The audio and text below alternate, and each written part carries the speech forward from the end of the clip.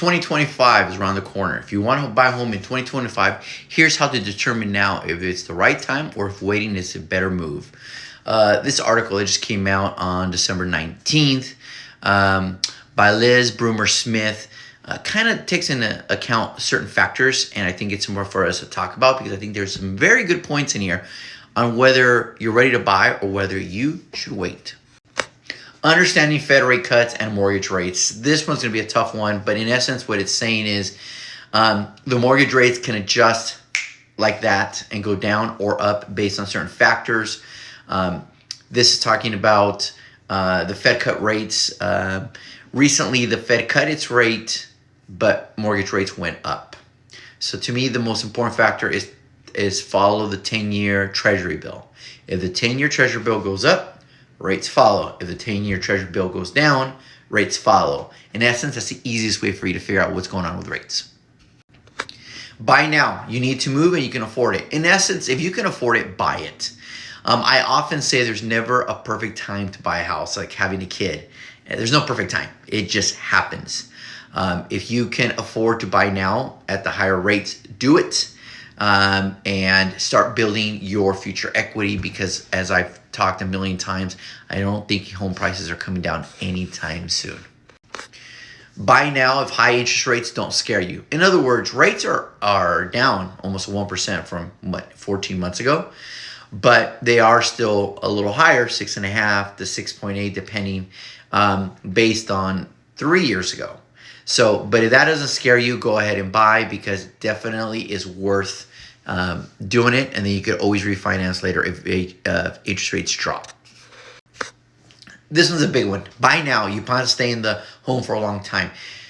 This is talking to the people that are going to be homeowners, not investors, not flippers. Homeowners, meaning you're going to be there long term. Buy.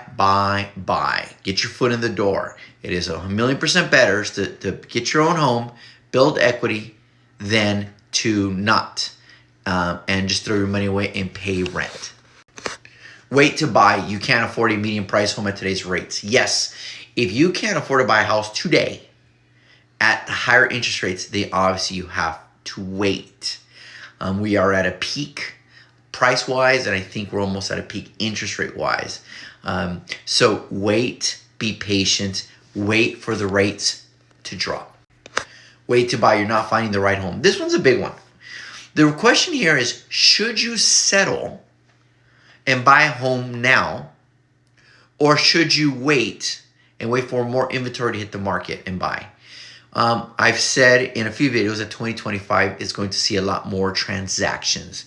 So that means there should be more homes hitting the market. So I think this one will take care of itself. If you're struggling to qualify current rates or prices, obviously this was an obvious one, then wait. I think the moral of the story to this whole article is this, is if you can afford to buy at today's rate and today's prices, what are you waiting for? Start building your future equity. This is a long-term play. This is chess, not checkers. Buy it. If rates drop later on, you could always refi it, but if they don't, you're comfortable with the current payment you have. If you can't qualify at today's median price or today's interest rate, hold off and wait and follow the mortgage rates to see when they drop. Remember, real estate is one of the best ways to build generational wealth. Don't let anybody tell you otherwise. Look at your parents, look at your grandparents, look at our portfolio. Where did a lot of this wealth come from?